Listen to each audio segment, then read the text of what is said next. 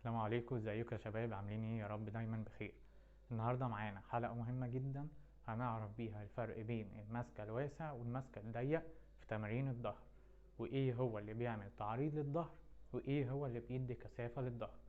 تاني حاجة هنعرفها ليه التغيير بين المسك الواسع والمسك الضيق بيأثر على عضلات الظهر. تالت حاجة هو أنا ممكن ألعب واسع وضيق بأي تقنية أنا عاوزها، سواء معدول ولا مقلوب ولا ليهم حاجة محددة. رابع حاجة هديك معلومة حلوة جدا تخليك تعرف تفرق بين التمارين اللي بتدي كثافة وإيه هي التمارين اللي بتعمل تعريض للظهر، عشان تقدر تختار ما بينهم وتنوع فيهم في تمرينك. تابع معايا. بص يا سيدي، مبدئيا كده تمارين السحب هي من التمارين المعروفة، وهي من أهم التمارين اللي تجيب معاك الظهر والباي بريكيالس. في دكتور اسمه دكتور دانييل دومونيك ودكتور ديفي لونا قالك ان التمارين الظهر كلها بتجيب معاك الظهر كله، بس احنا عاوزين نعرف ايه هو اللي يجيب معانا الظهر من بره وايه هو اللي يجيب معانا منتصف الظهر، عشان نعرف نعمل كثافة عضلية او نعمل تعريض اكتر.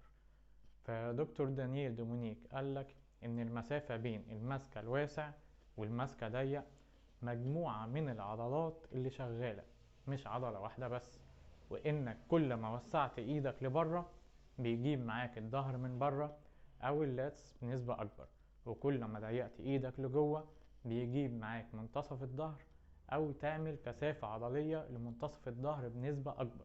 تاني حاجة يا شباب، ليه التغيير بين المسكة الواسع والضيق بيأثر على نمو عضلات الظهر؟ بص يا سيدي، ببساطة كده ان انت كل ما تغير المسكة بين واسع وضيق بيغير شكل حركة ايدك وتأثير حركة ايدك وظهرك وانت بتلعب، ما بين تلعب ضيق وما بين انك تلعب واسع.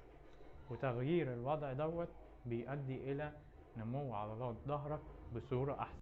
تالت حاجة يا شباب، هو انا ممكن العب واسع او ضيق باي تقنية انا عاوزها، سواء معدول او مقلوب ولا ليها حاجة محددة؟ بص يا سيدي، ببساطة كده وانت بتلعب واسع ما ينفعش العب غير معدول بس، اما لو انت بتلعب ضيق ممكن العب معدول او مقلوب. رابع حاجة يا شباب، وهي معلومة حلوة جدا هتخليك تختار ما بين التمارين اللي بتدي معاك تعريض وايه هي التمارين اللي بتدي معاك كثافة لنص الظهر، عشان تقدر تختار ما بينهم وتنوع في تمرينك. بص يا سيدي، اي حاجة من فوق لتحت سحب بتدي معاك اللاتس او الماجنس او الظهر من بره، زي اللات بول داون، سحب ماجنس، مسطرة تعريض. واي حاجة بتكون سحب وانت قاعد او لتحت بتدي معاك نص الظهر، زي البار، زي الدمبل رو داون. اي حاجة من ديت بتدي معاك كثافة لنص الظهر.